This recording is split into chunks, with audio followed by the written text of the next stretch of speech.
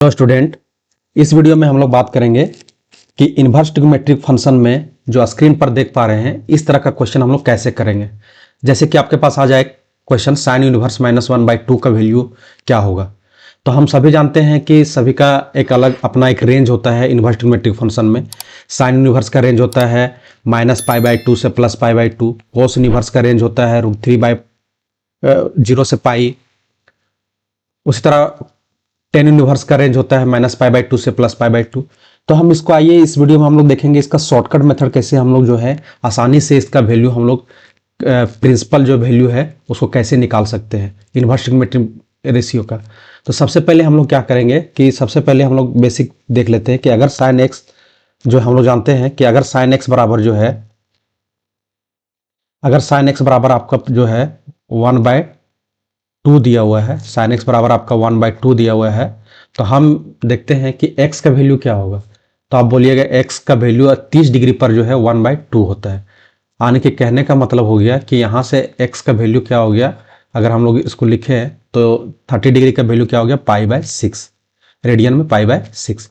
इसका मतलब अगर हम बोले कि साइन यूनिवर्स आपका अगर 1/2 यहाँ लिखा हुआ हो तो इसका वैल्यू आप बोलिएगा कि आंसर क्या हो जाएगा π/6। अगर हम बोलेंगे साइन यूनिवर्स आपका लिखा हुआ है √3/2, मतलब यहाँ आपका अगर वैल्यू होता है तो यहाँ आपको क्या लिखाता है, एंगल लिखाता है। मतलब √3/2 साइन में कितना डिग्री का वैल्यू होता है, तो साइन में आप बोलिएगा कि ये जो वैल्यू है 60 डिग्री का वैल्यू होता है। आने के कहने का मतलब हो गया कि π/3 इसका आंसर हो जाएगा।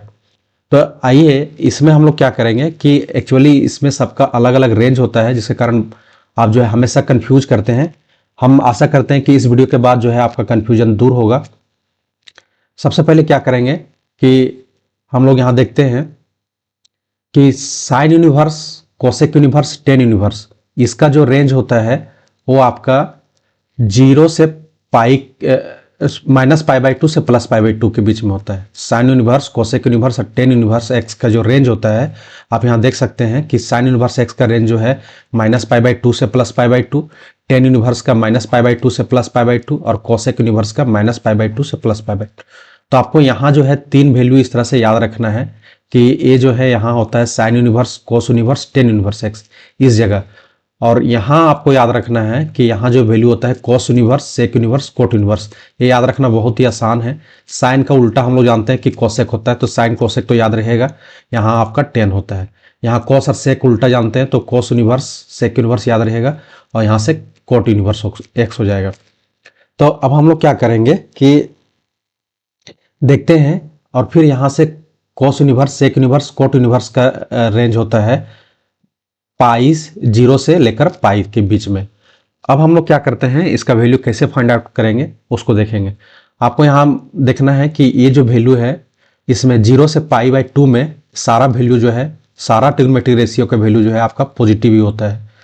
यहाँ जो है सेकेंड क्वाड्रेंट में सिर्फ cos inverse x, tan inverse x और कोट यूनिवर्स एक्स का वैल्यू जो है आपका क्या होगा, नेगेटिव होगा।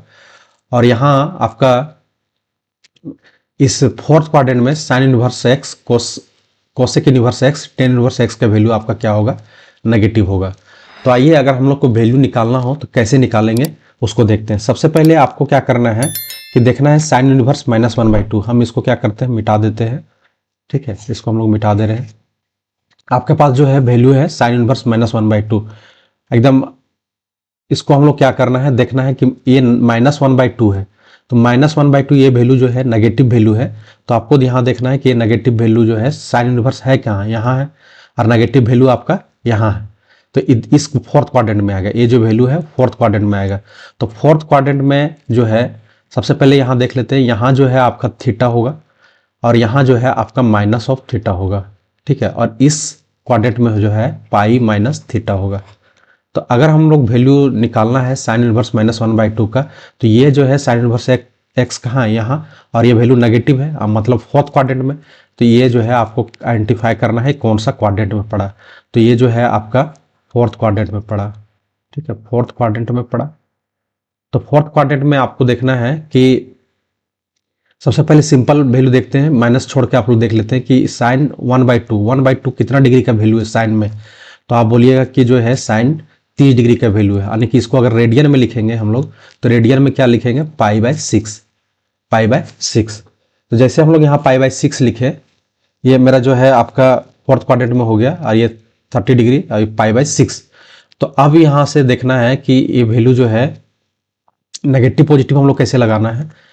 फोर्थ क्वाड्रेंट में जो है ये वैल्यू नेगेटिव होता है, साइन इनवर्स का यहाँ क्या होता है, नेगेटिव होता है। तो यहाँ एक नेगेटिव आपको लगा देना है, -π/6। इसका आंसर हो जाएगा -π/6। जैसे इसमें देख लेते हैं cos यूनिवर्स √3/2। तो सबसे पहले देखना है कि cos यूनिवर्स कहाँ है, तो cos यूनिवर्स यहाँ है और वहाँ जो अंदर में जो वैल्यू था वो पॉजिटिव वैल्यू था, मतलब ये फर्स्ट क्वाड्रेंट में पड़ेगा। फर्स्ट क्वाड्रेंट में सिर्फ थीटा होता है, इसका मतलब कि √3/2 cos में कितना डिग्री का वैल्यू, √3/2 होता है। तो आप देखते हैं कि ये जो वैल्यू है 30 डिग्री का वैल्यू होता है, यानी 30 डिग्री को हम लोग क्या लिख सकते हैं, π/6। तो इसका तो आंसर यही हो जाएगा, π/6 ही हो जाएगा आंसर। चलिए अब अगला क्वेश्चन देखते हैं, कोसेक यूनिवर्स 2। तो कोसेक यूनिवर्स 2 हम लोग देखते हैं, तो कोसेक यूनिवर्स 2 के लिए देख लेते हैं। तो कोसेक यूनिवर्स कहाँ है, यहाँ है, अब प्लस वैल्यू, तो ये भी फर्स्ट क्वाड्रेंट में जाएगा। तो इसका वैल्यू क्या होगा, तो कोसेक यूनिवर्स 2, अब ये जो वैल्यू है ये कितना डिग्री का वैल्यू होता है कोसेक में, तो ये जो है आपका 30 डिग्री का वैल्यू होता है, यानी कि इसका जो है π/6 ही होगा। अब आता है टेन इनवर्स -√3। तो टेन इनवर्स -√3 कौन से क्वाड्रेंट में जाएगा, तो यहाँ देखते हैं टेन इनवर्स, और ये इसका अंदर का जो वैल्यू है नेगेटिव है, अंदर का वैल्यू क्या है, नेगेटिव है, यानी कि ये जो है आपका फोर्थ क्वाड्रेंट में गया, ये आपका जो है फोर्थ क्वाड्रेंट में गया, फोर्थ क्वाड्रेंट में गया। अब फोर्थ क्वाड्रेंट में आपको सिर्फ देखना है माइनस हटा के कि √3 जो है कितना डिग्री का वैल्यू होता है। तो √3 जो है हम लोग सभी जानते हैं कि 60 डिग्री का वैल्यू होता है, यानी कि हम लोग बोल सकते हैं π/3। अब आपको देखना है कि ये जो फोर्थ क्वाड्रेंट में थीटा क्या होता है, थीटा क्या किस में चेंज होता है, तो यहाँ हो जाता है -θ, तो एक माइनस यहाँ आपको जो है लगा देना है। इसका फाइनल आंसर हो जाएगा -π/6। आशा करते हैं कि इस चीज़ को आप समझ पा रहे होंगे। चलिए अब आते हैं यहाँ से cos यूनिवर्स 1/2। तो cos को देखना है, सॉरी cos को देखना है, तो cos जो है आपका ये भी सेकेंड क्वाड्रेंट में ही जाएगा, और सेकेंड क्वाड्रेंट में गया तो आपको देखना है ये वैल्यू जो है इसका 1/2 कितना डिग्री का वैल्यू होता है। तो 1/2 जो है आपका मतलब कि आपका जो है 60 डिग्री का वैल्यू होता है, ये जो है आपका 60 डिग्री का वैल्यू होता है, यानी 60 डिग्री का मतलब हो गया π/3। लेकिन इसका फाइनल आंसर क्या होगा, तो इसका फाइनल आंसर होगा यहाँ π-θ। तो यहाँ से हम लोग क्या करते हैं, यहाँ से लिख देते हैं π-π/3। तो यहाँ से आ जाएगा 2π/3। तो इसका आंसर हो जाएगा 2π/3। तो इस तरह से हम लोग किसी भी इन्वर्स ट्रिग्नोमेट्रिक फंक्शन का जो है हम लोग प्रिंसिपल वैल्यू शॉर्टकट मेथड से फाइंड कर सकते हैं। आइए हम लोग एक क्वेश्चन और सॉल्व करेंगे और वीडियो को अंत करेंगे। cos इनवर्स 1/2, सबसे पहले क्या करना है, cos इनवर्स 1/2 का वैल्यू निकालना है। तो सबसे पहले देखना है cos इनवर्स 1/2, ये आपका कहाँ है, cos इनवर्स 1/2 यहाँ है cos इनवर्स, तो ये तो आपका 1/2 आपका पॉजिटिव वैल्यू है, अंदर का वैल्यू पॉजिटिव है, इसका मतलब फर्स्ट क्वाड्रेंट में जाएगा। अब इसका वैल्यू देखना है कि क्या हो गया यहाँ। तो cos इनवर्स 1/2 ये आपका कितना डिग्री का वैल्यू है, तो ये आपका जो है 60 डिग्री का वैल्यू है, ये जो है आपका 60 डिग्री का वैल्यू है। इसका मतलब रेडियन में इसको लिख सकते हैं π/3। तो इसका वैल्यू हो गया π/3। उसी तरह हम लोग साइन इनवर्स 1/2 का वैल्यू निकाल लेते हैं। साइन इनवर्स 1/2, तो ये जो है आपका साइन 1/2 कितना डिग्री का होता है, तो 30 डिग्री का वैल्यू होता है, यानी कि हम लोग यहाँ लिख सकते हैं π/6 रेडियन में, और ये वैल्यू भी प्लस होगा। फिर उसी तरह टेन इनवर्स 1/√3 का यहाँ भी जो है वैल्यू अगर लिखते हैं, तो ये जो है आपका ये भी जो वैल्यू है वो आपका 30 डिग्री का है, और इसको भी हम लोग लिख सकते हैं π/6।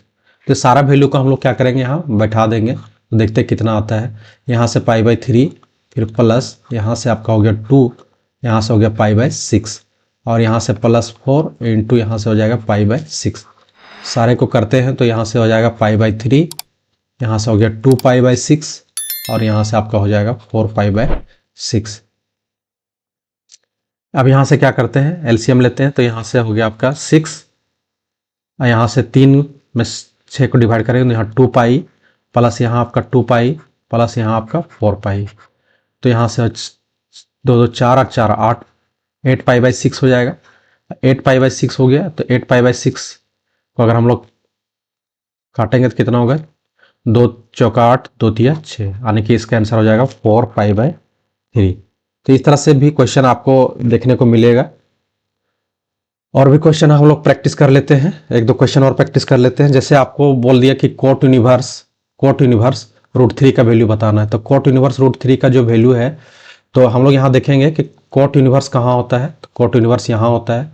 इसका अंदर का जो वैल्यू है पॉजिटिव है, फर्स्ट क्वाड्रेंट में पड़ेगा, और फर्स्ट क्वाड्रेंट में थीटा ही हो जाता है। तो फर्स्ट क्वाड्रेंट में कहीं कोई दिक्कत नहीं है, अगर ये वैल्यू पॉजिटिव है तो कोई दिक्कत नहीं है। इसका वैल्यू जो है, कोट कितना डिग्री का वैल्यू √3 होता है, तो सीधे से आप बोलिएगा कि ये जो है 30 डिग्री का वैल्यू होता है, और 30 डिग्री का जो है रेडियन होता है आंसर π/6, यानी कि इसका वैल्यू हो गया π/6।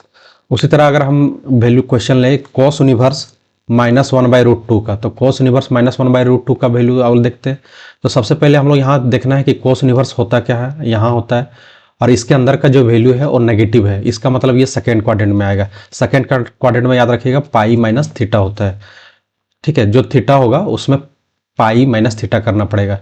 तो 1/√2 कोस यूनिवर्स 1/√2 कितना डिग्री का वैल्यू होता है, ये सबसे पहले ये आपका जो हो गया सेकेंड में हो गया, सेकेंड क्वाड्रेंट में।